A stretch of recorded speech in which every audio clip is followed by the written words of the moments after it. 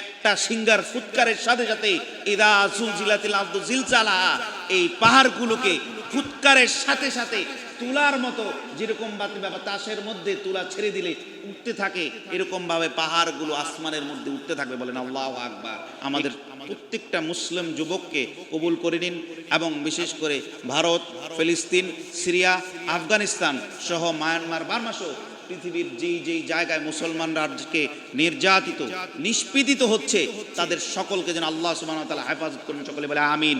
পৃথিবী, আজকের এই পৃথিবী একদিন ইনশাআল্লাহ পৃথিবীর সকলের, বাংলাদেশের মাশরিক থেকে মাগরিব, পৃথিবীর প্রত্যেকটা কোণায়, প্রত্যেকটা শহরে, প্রত্যেকটা গ্রামেই একটি পতাকা থাকবে, সেটা হচ্ছে কালেমার পতাকা। সকলে বলেন সেটা কিসের পতাকা?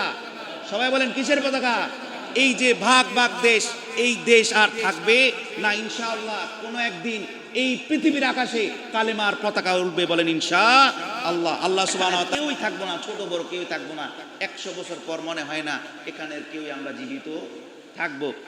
আবার নতুন একটা প্রজন্ম আসবে।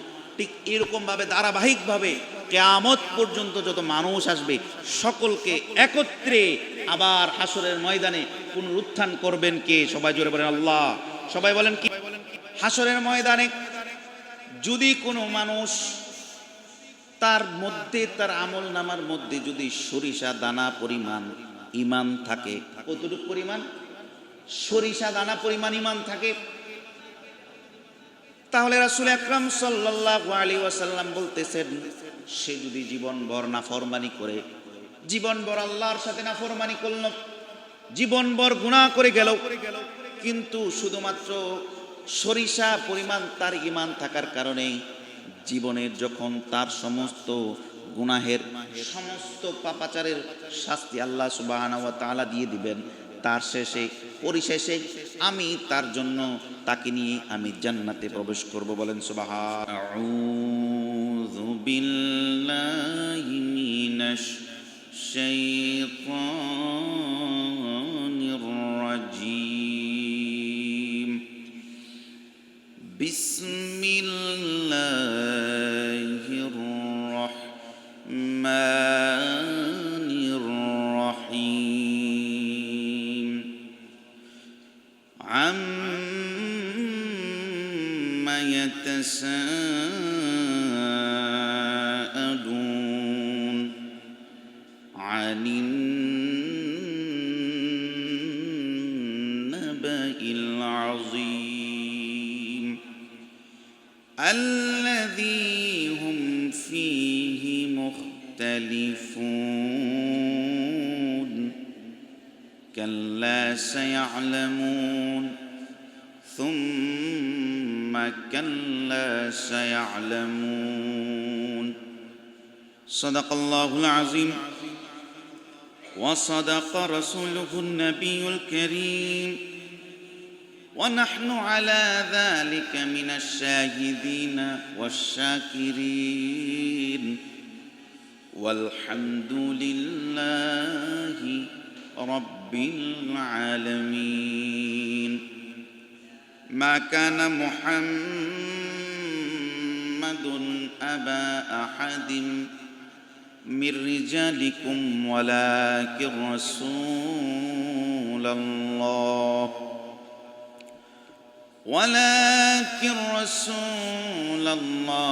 وخاتم النبيين، وكان الله بكل شيء عليما. إن الله وملائكته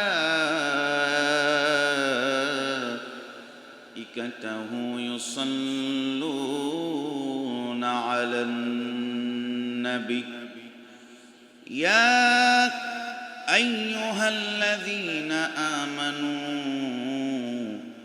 صلوا عليه وسلموا تسليما. اللهم صل على سيدنا مولانا محمد وعلى آله سيدنا مولانا মুহাম্মদ। নবী গো তোমার ভালোবাসায় আল্লাহর প্রিয় হওয়া যায়।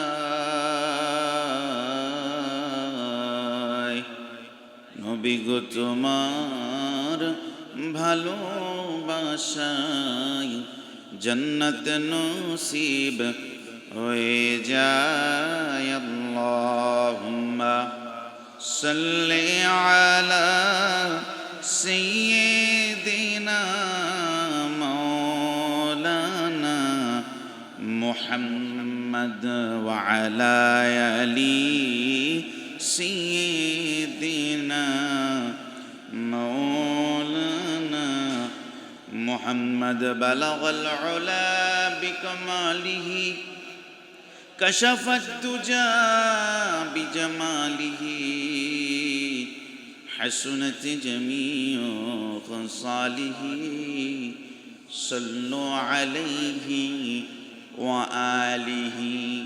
আসসালাতু ওয়াসসালামু আলাইকা ইয়া রাসূলাল্লাহ। আসসালাতু ওয়াসসালামু আলাইকা ইয়া হাবিবাল্লাহ। الصلاة والسلام عليك يا شافع المذنبين. الصلاة السلام عليك يا رحمة للعالمين. সম্মানিত উপস্থিত মুসল্লিয়ান کرام, মহান রব্বুল ইজ্জত ওয়া জাল্লা জালালু শানুর দরবারে লক্ষ কোটি অগণিত শুকরিয়া যে মহান আল্লাহ সুবহানাহু ওয়া তাআলা আমাদেরকে আজকের মতো মুতাবারক দিনে, যেই দিনকে বলা হয় আল জুমআতু হাজ্জুল মাসাকিন, একটি বরকতময় মুতাবারক দিনে আল্লাহ সুবহানাহু ওয়া তাআলা আমাদের সকলকে মসজিদে উপস্থিত হওয়ার তৌফিক এনায়েত দান করেছেন। সে মহান আল্লাহ সুবহানাহু ওয়া তাআলার লিশন দরবারে হৃদয়ের বদ্ধ কপাট খুলে দিয়ে অন্তরের অন্তঃস্থল থেকে শুকরানা সকলে জোরে সোরে একবার বলি আলহামদুলিল্লাহ। লক্ষ কোটি দুরূদ সালাম আকায়ে নামদার তাজদার মদিনা নূর মুজাসসাম নূরুন আলা নূর নবিয়ুনা শফিয়ুনা সরকার মদিনা রহমাতাল লিল আলামিন ইমামুল আম্বিয়া ইমামুল কাউনাইন ওয়াস সাকালাইন হযরত মুহাম্মদ মুস্তাফা সাল্লাল্লাহু আলাইহি ওয়াসাল্লামের কদম মোবারকে। সম্মানিত হাজিরিন, আল্লাহ সুবহানাহু ওয়া তাআলা এই দুনিয়াকে সৃষ্টি করেছেন, তৈরি করেছেন, সাজিয়েছেন, সৃজন করেছেন। ঠিক তেমনিভাবে আল্লাহ সুবহানাহু ওয়া তাআলা আবার খুব নিকটতম সময়ের মধ্যে আল্লাহ সুবহানাহু ওয়া তাআলা এই পৃথিবীকে এমনভাবে ধ্বংস করবেন। আল্লাহ সুবহানাহু ওয়া তাআলা বলছেন ইদা জুলজিলাতিল আরদু জিলজালাহা, এই পৃথিবীকে আমি এমনভাবে ধ্বংস করে দিব যেমনিভাবে অত্যন্ত বাতাসের মধ্যে তুলাকে যখন উড়িয়ে দেয়া হয়, তুলা যেমনিভাবে আকাশের মধ্যে উঠতে থাকে, ঠিক তদ্রূপভাবে যেই পৃথিবীর মধ্যে বড় বড় উঁচু করে আসমানের দিকে তাকিয়ে পাহাড়গুলো দাঁড়িয়ে আছে, এই পাহাড়গুলোকে আমি এমনভাবে ধ্বংস করে দিব যেমনিভাবে তুলাকে আকাশের মধ্যে বাতাসের মধ্যে ছেড়ে দিলে উঠতে থাকে, পাহাড়গুলো ধ্বংসের কারণে আসমানের মধ্যে উঠতে থাকবে। বলেন আল্লাহু আকবার। এরকমভাবে আল্লাহ সুবহানাহু ওয়া তাআলা এই দুনিয়াকে সৃজনের মাধ্যমে তিনি সৃজন করেছেন এবং আমাদের জন্য এই পৃথিবীকে রেখেছেন। এবং কোনো এক সময় যখন ওয়াক্ত করি হবে, ইসরাফিল আলাইহিস সালাতু ওয়াস সালাম আল্লাহ তাআলার নির্দেশে সিংহায় ফুঁক দিবেন, সাথে সাথে এই দুনিয়াকে ধ্বংস হয়ে যাবে। বলেন আল্লাহু আকবার।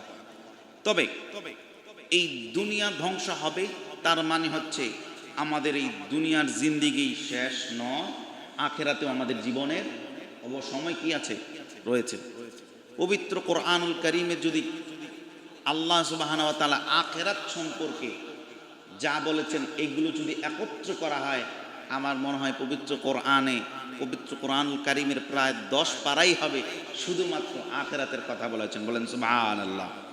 আল্লাহ সুবহানাহু ওয়া তাআলা পবিত্র কোরআনের প্রত্যেকটা আয়াতে প্রায় রুকুতে প্রায় সূরার মধ্যে আল্লাহ সুবহানাহু ওয়া তাআলা যা বলেন, কোথাও বলেন জান্নাতের সুবাস, কোথাও বলেন জাহান্নামের আযাবের কথা, কোথাও বলেন কিয়ামতের কথা, কোথাও বলেন হাসরের কথা, কোথাও বলেন কবরের কথা। অর্থাৎ আল্লাহ সুবহানাহু ওয়া তাআলা পবিত্র কোরআনের পুরোটাই জুড়ে আল্লাহ সুবহানাহু ওয়া তাআলা পবিত্র কোরআনের আখিরাতের জীবনের কথা বলেন। সুবহানাল্লাহ।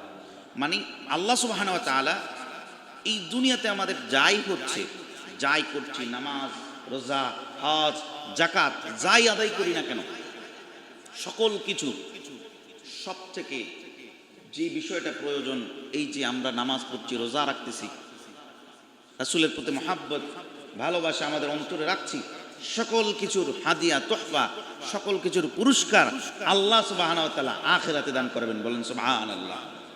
অর্থাৎ এই দুনিয়াটা হচ্ছে আমাদের জন্য সীমিত। এই দুনিয়াটা কি সীমিত? সবাই বলেন এই দুনিয়াটা কি সীমিত। এই দুনিয়াতে কেউ 1 বছর, কেউ 1 দিন, কেউ 10 সেকেন্ড, কেউ 10 মিনিট, কেউ 10 বছর, কেউ 100 বছর, অথবা আগের জামানায় অন্যান্য নবীদের জামানায় তার উম্মতগণ 1000 বছর সর্বোচ্চ বেঁচেছেন। কিন্তু যত বছরই বেঁচুক না কেন, একদিন না একদিন তাকে দুনিয়া থেকে বিদায় নিতে হয়। তার মানে এই দুনিয়া থেকে বিদায় নিব মানি আমি আখিরাতের পথে পা বাড়িয়ে দিলাম। বলেন আল্লাহু আকবার।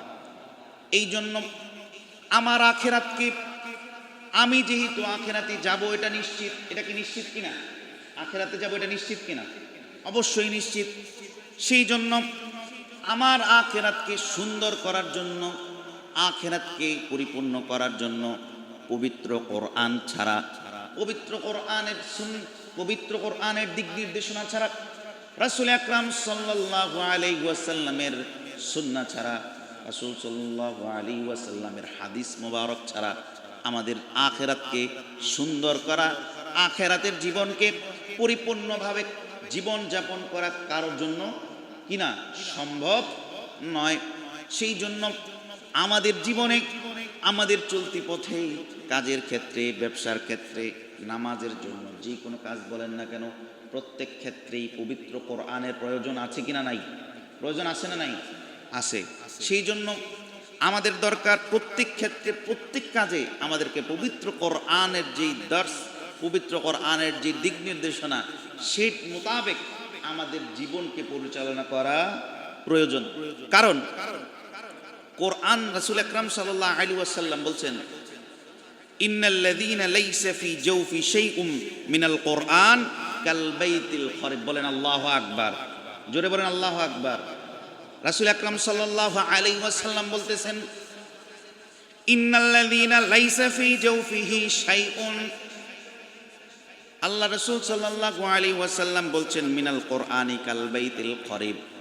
যদি কোনো মানুষের মধ্যে কোরআন না থাকে, কি না থাকে? সবাই বলেন কি না থাকে? কোরআন না থাকে। অর্থাৎ কোরআন না থাকে মানে, কোরআন থাকে মানে পকেটে কোরআন, এরকমটা বলেন নাই। পকেটে কোরআন এটা বলছে? এটা বলেন নাই। রাসূল সাল্লাল্লাহু আলাইহি ওয়াসাল্লাম বলছেন, যদি কোনো মানুষের মধ্যে কোরআন না থাকে, অর্থাৎ তার জীবন চলার ক্ষেত্রে, তার নামাজের ক্ষেত্রে, তার কথা বলার ক্ষেত্রে, তার ব্যবসার ক্ষেত্রে, তার সমস্ত আচার আচরণের ক্ষেত্রে যদি কোরআন না থাকে, রাসূল সাল্লাল্লাহু আলাইহি ওয়াসাল্লাম বলছেন, মিনাল কোরআন কাল বাইতিল খরিব। অর্থাৎ সে যেন একটা খালি ঘর, মৃত ঘর, অথবা অনেক ওলামায়ে কেরাম বলেছেন সে যেন একটা কবর। কি সেটা? কি কবর? আচ্ছা বলেন তো, একটা খালি ঘর, যে ঘরের মধ্যে 1000 বছর বা অনেক বছর খানিক কোনো মানুষ থাকে না, সেই জায়গার মধ্যে কি থাকে? পোকামাকড়, সাপ বিচ্ছু, অথবা কি থাকে? এমন জিনিস থাকে যেগুলো মানুষ সহ্য করতে পারে না। অর্থাৎ সেটা পরিত্যক্ত থাকে, সেটার কোনো দাম থাকে না। ধরেন একটা জায়গার মধ্যে, একটা ঘরের মধ্যে 5-6 বছর কেউ ছিল না, এখন যদি কেউ বলে আজকে রাত্রে এই বাড়িটার মধ্যে থাকেন, কেউ কি আপনার এখান থেকে কেউ কি থাকার জন্য রাজি হবেন? থাকতে রাজি হবেন? কেউই রাজি হবেন না। রাসূল সাল্লাল্লাহু আলাইহি ওয়াসাল্লাম বলছেন এইরকম মানুষ যারা তাদের জীবনের মধ্যে পরিচালনার ক্ষেত্রে রাসূলের সুন্নাত নাই, রাসূলের জিন্দেগির সাথে তার সামঞ্জস্যতা নাই, কোরআনের দিক নির্দেশনা তার জীবনের মধ্যে নাই, তার জন্য তার ব্যবসা বলেন, চাকরি বলেন, ব্যবসা বাণিজ্য সহ সকল ক্ষেত্রে কোরআন থেকে সে দূরে। রাসূল সাল্লাল্লাহু আলাইহি ওয়াসাল্লাম বলছেন কাল বাইতুল খারিব, সে হচ্ছে একটা কবরের মতো, তার জীবনটা হচ্ছে একটা পরিত্যক্ত বাড়ির মতন। বলেন আল্লাহু আকবার। এখন আমরা কি আমাদের জীবনটাকে পরিত্যক্ত রাখতে চাই, নাকি আমাদের জীবনটা রাসূলের সুন্নাত দ্বারা, কোরআনের সৌন্দর্য দ্বারা, কোরআনের দিক নির্দেশনা দ্বারা আমাদের জীবনকে পরিপূর্ণ করতে চাই? আপনারা বলেন কোনটা চান, পরিপূর্ণ নাকি পরিত্যক্ত ঘর? আমরা কি কেউ চাই পরিত্যক্ত ঘরে থাকতে চাই? কেউই পরিত্যক্ত ঘরে থাকতে চাই না। আমরা চাই সুন্দর একদম পরিপাটি করা একটা সুন্দর বিছানা থাকবে, যদি গরম হয় তাহলে এসি থাকবে। আমরা চাই পরিষ্কার পরিচ্ছন্ন, চাই কি চাই না? চাই কি চাই না? ঠিক তদ্রূপভাবে আমাদের আখেরাতের ঘরটাকে, আমাদের আখেরাতের জীবনটাকে যদি আমরা পরিপাটি পরিত্যক্ত না করতে চাই, পরিপাটি রাখতে চাই, সুন্দর বিছানা চাই, কবরের জিন্দেগির মধ্যে সুন্দর বিছানা চাই, তাহলে আমাদের জন্য দরকার আখেরাতের পরিপূর্ণতা করা। ঠিক কিনা? সবাই বলেন ঠিক কিনা? এখন আখেরাতকে আপনারা কিভাবে ঠিক করবেন? রাসূল আকরাম সাল্লাল্লাহু আলাইহি ওয়াসাল্লাম বলছেন, রাসূল সাল্লাল্লাহু আলাইহি ওয়াসাল্লাম বলছেন হাসরের ময়দানে যদি কোনো মানুষ তার মধ্যে, তার আমল নামার মধ্যে যদি সরিষা দানা পরিমাণ ঈমান থাকে, কতটুকু পরিমাণ? সরিষা দানা পরিমাণ ঈমান থাকে, তাহলে রাসূল আকরাম সাল্লাল্লাহু আলাইহি ওয়াসাল্লাম বলতেছেন সে যদি জীবনভর নাফরমানি করে, জীবনভর আল্লাহর সাথে নাফরমানি করল, জীবনভর গুনাহ করে গেল, কিন্তু শুধুমাত্র সরিষা পরিমাণ তার ঈমান থাকার কারণে জীবনের যখন তার সমস্ত গুনাহের, সমস্ত পাপাচারের শাস্তি আল্লাহ সুবহানাহু ওয়া তাআলা দিয়ে দিবেন, তার শেষে পরিশেষে আমি তার জন্য তাকে নিয়ে আমি জান্নাতে প্রবেশ করব। বলেন সুবহানাল্লাহ। সেই জন্য দরকার কি? ঈমান। সেই জন্য দরকার কি? সবাই বলেন সেই জন্য দরকার কি? ঈমান। ঈমানকে পরিশুদ্ধতা করতে হবে। ঈমানটা কি? আমরা মনে করে থাকি কালেমা তাইয়্যিবা পাঠ করলে ঈমান হয়ে যায়। আমরা মনে করি যদি লা ইলাহা ইল্লাল্লাহ বলি তাহলে ঈমান আনয়ন হয়ে যায়। লা ইলাহা ইল্লাল্লাহ এটা হচ্ছে আমাদের জবানের ঈমান। কিসের ঈমান? সবাই বলেন কিসের ঈমান? জবানের ঈমান। আর যদি পরিপূর্ণ ঈমানদার হতে হয়, ঈমানটা কেমন হবে শুনেন। যদি ধরেন আপনি একটা ব্যবসায়ী, আপনি একটা মুদি দোকানের ব্যবসায়ী, মুদি দোকানদারি করেন, এমন সময় মাগরিবের আজান হয়ে গেল, অথবা ইশার নামাজের আজান হয়ে গেল, অথবা যোহর নামাজের আজান হয়ে গেল, নামাজ শুরু হয়ে গেল।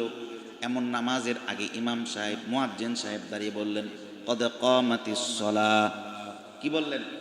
কদ কামাতিস সালাহ কি আজানে হয় না ইকামতে হয়? ইকামত মানে কি? নামাজ শুরু হয়ে যাবে। ইকামত মানে কি? কদ কামাতিস সালাহ, নামাজ কি? সন্নিকটে, নামাজে চলে আসো। যখন আপনি জানলেন নামাজের ওয়াক্ত হয়ে গেছে, এই মুহূর্তে যদি আপনার দোকানে এসে কোনো মানুষ এসে বলে 10,000 টাকার অর্ডার নিয়ে আসে, কয় হাজার টাকা? 10,000 টাকার অর্ডার। এখন মানুষটা চিন্তায় পড়ে যায় আমি কি নামাজে যাব? আমি কার কথা বলছি? নামাজি ব্যক্তির কথা বলতেছি, বেনামাজির কথা বলি নাই। বেনামাজি সে তো এমনিই না বেনামাজি, সে কোন কাজ থাকলেও নামাজ পড়ে না, না থাকলেও কি নামাজ পড়ে না। আমি বলছি নামাজি ব্যক্তির কথা, যে নাকি 5 ওয়াক্ত মসজিদে এসে নামাজ পড়ে। ওই রকম মানুষ যখন তার সামনে নামাজ সন্নিকটে এবং ওই সময় তার কাছে একটা বড় অর্ডার আসে, টাকা দুনিয়ার সম্পত্তির একটা জিনিস আসে বা সুযোগ আসে, তখন সে চিন্তায় পড়ে যায় আমি কি তার অর্ডারটা নিব নাকি নামাজে যাব? অর্ডারটা নিব নাকি নামাজে যাব? রাসূল আকরাম সাল্লাল্লাহু আলাইহি ওয়াসাল্লাম বলেন যে নাকি ঈমানদার, যে নাকি কি ঈমানদার, তখন সে শুধু 10,000 নয়, 10 লাখ নয়, 1000 কোটি টাকারও যদি অর্ডার থাকে, তখন সেই ব্যক্তি বলে আগে নামাজ পরে ব্যবসা। আগে কি? নামাজ পরে ব্যবসা। সবাই বলেন আগে পরে। যে যদি কোনো সময় আপনার মাথায়, আপনার সামনে মনে হয় দুনিয়ার কোনো কাজের সাথে আখিরাতের কোনো কাজের সাংঘর্ষিক হচ্ছে, ওই সময় যদি আপনি দুনিয়াটাকে ছেড়ে আখিরাতকে ধরতে পারেন, তাহলে রাসূল আকরাম সাল্লাল্লাহু আলাইহি ওয়াসাল্লাম বলতেছেন তার মধ্যে ঈমান আছে। ঈমান থাকার কারণেই এই ব্যক্তি দুনিয়াকে ছেড়ে আখিরাতকে নিয়েছে। বলেন সুবহানাল্লাহ, আরো জোরে বলেন সুবহানাল্লাহ। যদি মনে রাখবেন, এটা হচ্ছে নিজেকে নিজে পরীক্ষা করবেন। নিজেকে নিজে কি করবেন? সবাই বলেন, নিজেকে নিজে কি করবেন? পরীক্ষা করবেন। পরীক্ষা করার মাধ্যমে বুঝতে পারবেন যে আমার মধ্যে ঈমান আছে নাকি নাই। যদি মনে করেন যে আমি দেখলাম যে যদি আমার মনে হচ্ছে না, আমার আগে দুনিয়াটাকে নেই, আগে দুনিয়াটাকে বাছাই করি, আগে দুনিয়ার জিনিসটাকে নেই, তখন বুঝতে হবে যে আপনার মধ্যে ঝামেলা আছে। সবাই কি বলেন? ঝামেলা আছে। আজকে মূল বিষয় ছিল যে সূরাতুন নাবা।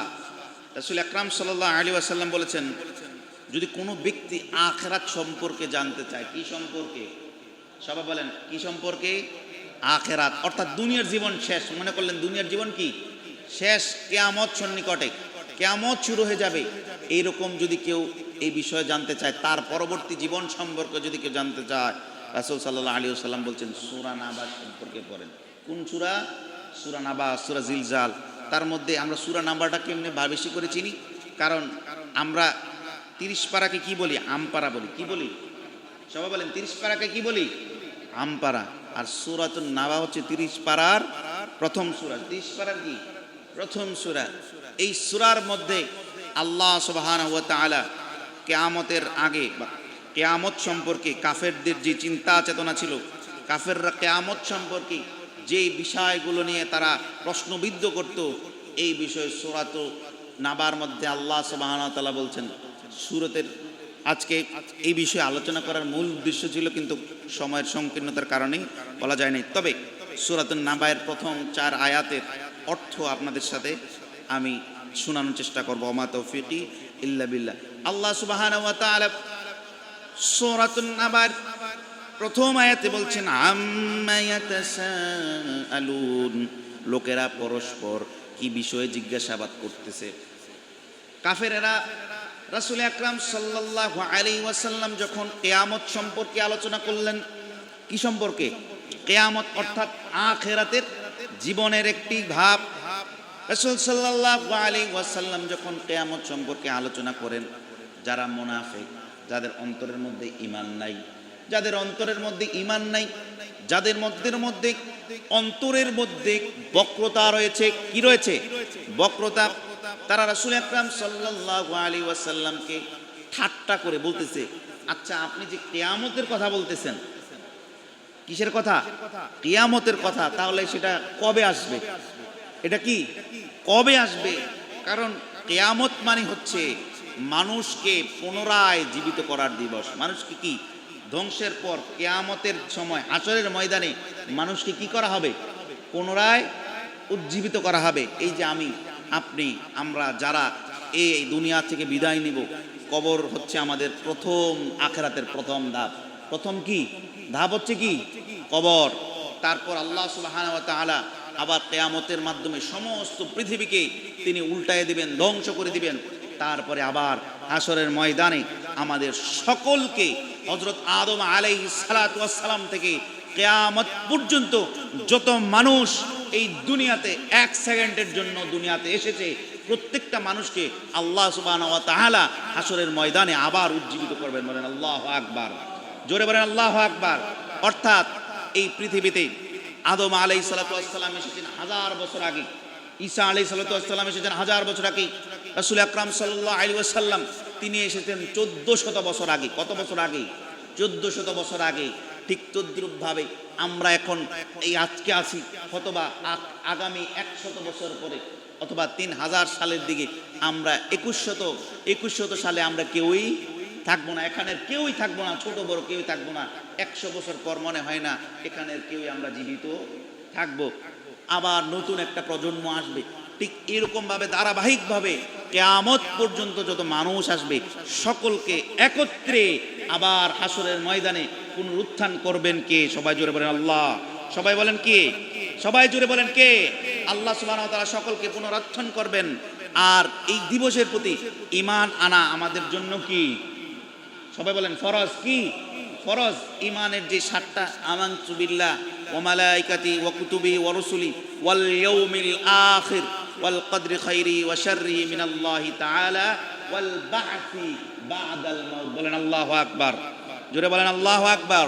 ওয়াল বা'থি বা'দাল মাউত, আমাদেরকে এই যে মৃত্যু হবে, দুনিয়াতে কোনো হিন্দু, কোনো খ্রিস্টান, কোনো বৌদ্ধ বা কোনো নাস্তিক বা কোনো বাম রাম এরকম কোনো মানুষ আছে যে মৃত্যুকে অস্বীকার করে? মৃত্যুকে অস্বীকার করে এরকম কোনো মানুষ আছে দুনিয়াতে? কোনো মানুষ নাই যে মৃত্যুকে অস্বীকার করে। কিন্তু মুসলমান অথবা আপনার ইমানের অবস্থান এখানে বোঝা যায় যখন আপনি বিশ্বাস করবেন আমি এই দুনিয়াতে বিদায় নিয়েছি, আবার আল্লাহ সুবহানাহু ওয়া তাআলা আমাদেরকে জীবিত করবেন। জীবিত করবেন কি করবেন না? জীবিত করবেন। সেটা হবে হাশরের ময়দান। সেটা হবে কি? হাশরের ময়দান। আর ওই ময়দানটা হবে আজকে কি করছেন, গতকাল কি করেছেন, জীবনে কি করেছেন, নামাজ কিভাবে পড়েছেন, কিভাবে মানুষকে ঠকাইলেন কি ঠকাইলেন না, বোর্ডের হক দিয়েছেন কি দেন নাই, চোদ খেয়েছেন কি খান নাই, ঘোষ দিয়েছেন কি দেন নাই, অন্যের হক নষ্ট করেছেন কি করেন নাই, প্রত্যেকটা ইঞ্চি প্রত্যেকটা বালুকণার হিসাবের দিন হচ্ছে হাশরের ময়দান। বলেন আল্লাহু আকবার। এই বিষয়ে যখন রাসূল আকরাম সাল্লাল্লাহু আলাইহি ওয়াসাল্লাম বলতেন, আখিরাতের কথা বলতেন, কিয়ামতের কথা বলতেন, হাশরের কথা বলতেন, তখন কাফেররা ঠাট্টা করত, বিদ্রূপ করত। আর ওই বিষয় নিয়ে আল্লাহ সুবহানাহু ওয়া তাআলা সূরাতুন নাবা নাযিল করলেন। বলেন আল্লাহু আকবার। রাসূল সাল্লাল্লাহু আলাইহি ওয়াসাল্লামের সাথে তারা যখন প্রশ্নবিদ্ধ করত, তারা যখন কাফেররা, যখন মুশরিকরা যখন রাসূল আকরাম সাল্লাল্লাহু আলাইহি ওয়াসাল্লামের সাথে এই বিষয় নিয়ে হাসি করত, ঠাট্টা করত, তখন রাসূল আল্লাহ সুবহানাহু ওয়া তাআলা বলেছেন আম্মা ইয়াতাসাআলুন, লোকেরা পরস্পর কি বিষয় জিজ্ঞাসাবাদ করে, আমি জানি কি বিষয় নিয়ে আপনার সাথে প্রশ্নবিদ্ধ করে। তারা নিকটবর্তী, খুব শীঘ্রই সেই সময়ের নিকটবর্তী হবে। বলেন আল্লাহু আকবার। আর সেই সময়টা হচ্ছে কিয়ামত। সেই সময়টা কি? কিয়ামত। আল্লাহ সুবহানাহু ওয়া তাআলা আমাদের এই কঠিন সময় থেকে হেফাজত করুন, সকলে বলে আমিন। কারণ কিয়ামত হচ্ছে এমন একটা দিবস যেই সময় রাসূল সাল্লাল্লাহু আলাইহি ওয়াসাল্লাম হাদিসে বলছেন ওই সময়ের আযাব এমন হবে, মানুষের মাতৃগর্ভের সন্তান থাকবে, মাতৃগর্ভে কি থাকবে? সন্তান থাকবে। সেই ভয়াবহ আযাবের কারণে মা গর্ভের সন্তান নিয়ে যখন দৌড় দিবে, সন্তান প্রসব হয়ে যাবে, সন্তান পেট থেকে পড়ে যাবে, মা উপলব্ধি করতে পারবে না। বলেন আল্লাহু আকবার। পৃথিবীর মধ্যে একটা মানুষ যতটুকু পরিমাণ ব্যথা সহ্য করতে পারে, তার থেকে প্রায় 3 গুণ বেশি ব্যথা একটা সন্তান প্রসবের সময় আল্লাহ সুবহানাহু ওয়া তাআলা মাকে দান করেন। বলেন আল্লাহু আকবার। আরো জোরে বলেন আল্লাহু আকবার। এই কারণে আল্লাহ সুবহানাহু ওয়া তাআলা রাসূল আকরাম সাল্লাল্লাহু আলাইহি ওয়াসাল্লাম মার কথা 3 বার বলেছেন। কয়বার? জোরে বলেন কয়বার? এইরকম ব্যথাও তারা ভুলে যাবে, কারণ কিয়ামতের অবস্থান এত ভয়াবহ হবে। রাসূল আল্লাহ সুবহানাহু ওয়া তাআলা বলছেন ইযা জুলজিলাতিল আরদু জিলজালাহা। বলেন আল্লাহু আকবার। অর্থাৎ পাহাড়গুলা দেখেন, সব কিছু বাদ দেন, আমাদের কুমিল্লা যে কুটবাড়ি পাহাড় আছে, ময়নামতির যে পাহাড়, এই পাহাড় দেখলে তো আল্লাহু আকবার, কত বড় পাহাড়, ঠিক কিনা? কত বড় পাহাড়। আর যারা সৌদি গিয়েছেন, উহুদ পাহাড় যারা দেখেছেন, যারা বড় বড় পাহাড় দেখেছেন, এই পাহাড়গুলো আল্লাহ সুবহানাহু ওয়া তাআলা বলছেন, অথবা ধরেন আমাদের এই যে মাউন্টেন এভারেস্ট, পৃথিবীর সর্বোচ্চ যে পাহাড়, এইরকম পাহাড়গুলোতে উঠতে মানুষ দিন কি দিন সময় পার করে। উঠতে কি সময় কি 15 দিন 20 দিন লাগায় মানুষ এভারেস্টে উঠে। এরকম পাহাড়গুলো আল্লাহ সুবহানাহু ওয়া তাআলা বলছেন একটা সিঙ্গার ফুৎকারের সাথে সাথে ইদা জুলজিলাতিল আরদু জিলজালাহা, এই পাহাড়গুলোকে ফুৎকারের সাথে সাথে তুলার মতো, যেরকম বাতাসের মধ্যে তুলা ছেড়ে দিলে উঠতে থাকে, এরকম ভাবে পাহাড়গুলো আসমানের মধ্যে উঠতে থাকবে। বলেন আল্লাহু আকবার। এই কঠিন দিনে তখন বলেন পাহাড় যদি উড়ে তখন মানুষের কি অবস্থা হবে? চিন্তা করে দেখেন, যদি পাহাড়ের মতো এত বড় বড় জিনিসগুলো আসমানে তুলার মতো উড়ে, তখন এই আমাদের মতো পিপিলিকার মতো ছোট্ট ছোট্ট মানুষগুলার কি অবস্থা হবে? একবার চিন্তা করে দেখেন। সেই জন্য আমাদের ঈমান থাকতে হবে পরিপূর্ণ। আমাদের ঈমান থাকতে হবে কি? সাচ্চা। আমাদের সর্বপ্রথম নামাজ, রোজা, হজ, যাকাত সকল কিছুর আগে আমাদের ঈমানকে পরিপূর্ণ করতে হবে, এবং সেই সাথে সাথে ঈমানকে পরিপূর্ণ করতে হলে আমাদের আখিরাতের প্রতি বিশ্বাস রাখা ফরজ। আখিরাতের বিশ্বাস রাখা কি ফরজ, এবং পরিপূর্ণ আমাদের কি রাখতে হবে? বিশ্বাস রাখতে হবে। যদি এরকম মনে করেন যে না আরে করলে করছি, দেখা যাবে আখিরাতে, বলে নাউজুবিল্লাহ, এরকম মানুষ আছে না নাই? আছে। সেই জন্য আমাদের করণীয় হচ্ছে আখিরাতের জিন্দেগির জন্য প্রিপারেশন হচ্ছে, আখিরাতের জীবনের জন্য আমাদের কোরআন রাসূল আকরাম সাল্লাল্লাহু আলাইহি সাল্লামের হাদিস এবং সুন্নাহকে আমাদের জীবনের একমাত্র একক পথ হিসেবে বাছাই করে নিতে হবে। ঠিক কি ঠিক না? যদি মানব গঠিত, মানব লিপিবদ্ধ করা, মানব লিখিত কোনো আইনকে, মানব লিখিত কোনো সংবিধানকে আমাদের জীবনের প্রধান আকর্ষণ, প্রধান জিনিস মনে করে থাকি বা নিয়ে নেই, তাহলে আমাদের দুনিয়াও শেষ, আখেরাতও শেষ। সেই জন্য আল্লাহ সুবহানাহু ওয়া তাআলা যেন আমাদের দুনিয়া এবং আখেরাতের কামিয়াবের জন্য আমাদের জীবনকে পরিপূর্ণভাবে কোরআন এবং হাদিস দ্বারা পরিচালনা করার তৌফিক দান করেন। সকলে বলে আমিন, জোরে বলেন আমিন। এবং আল্লাহ সুবহানাহু ওয়া তাআলা আমাদের এলাকার আমাদের প্রত্যেকটা মুসলিম যুবককে কবুল করে নিন, এবং বিশেষ করে ভারত, ফিলিস্তিন, সিরিয়া, আফগানিস্তান সহ মায়ানমার, বার্মা সহ পৃথিবীর যেই জায়গায় মুসলমানরা আজকে নির্যাতিত, নিষ্পীড়িত হচ্ছে, তাদের সকলকে যেন আল্লাহ সুবহানাহু ওয়া তাআলা হেফাজত করেন। সকলে বলে আমিন। আজকের এই পৃথিবী একদিন ইনশাআল্লাহ পৃথিবীর সকলের, বাংলাদেশের মাশরিক থেকে মাগরিব, পৃথিবীর প্রত্যেকটা কোনায়, প্রত্যেকটা শহরে, প্রত্যেকটা গ্রামেই একটি পতাকা থাকবে, সেটা হচ্ছে কালেমার পতাকা। সকলে বলেন সেটা কিসের পতাকা? সবাই বলেন কিসের পতাকা? এই যে ভাগ দেশ, এই দেশ আর থাকবে না ইনশাআল্লাহ। কোনো একদিন এই পৃথিবীর আকাশে কালেমার পতাকা উঠবে, বলেন ইনশাআল্লাহ। আল্লাহ সুবহানাহু ওয়া তাআলা এই যাদের হাত ধরে এই পৃথিবী ইসলামের খেলাফতের দিকে আবার যাবে, আমাদের প্রত্যেকটা যুবককে সেই মুজাহিদদের অংশীদার হিসেবে কবুল করেন। সকলে বলে আমিন। সকলকে এক একটা মুজাহিদ হিসেবে কবুল করেন। সকলে বলে আমিন। আল্লাহ সুবহানাহু ওয়া তাআলা আমাদের সকলকে ঈমানের সাথে কবুল আর মঞ্জুর করেন। সকলে বলে আমিন। ওমা তৌফিক ইল্লা বিল্লাহ। আসসালামু আলাইকুম ওয়া রাহমাতুল্লাহি ওয়া বারাকাতুহু। যারা সুন্নাত পড়েন নাই, 4 রাকাত সুন্নাত পড়ে দিন।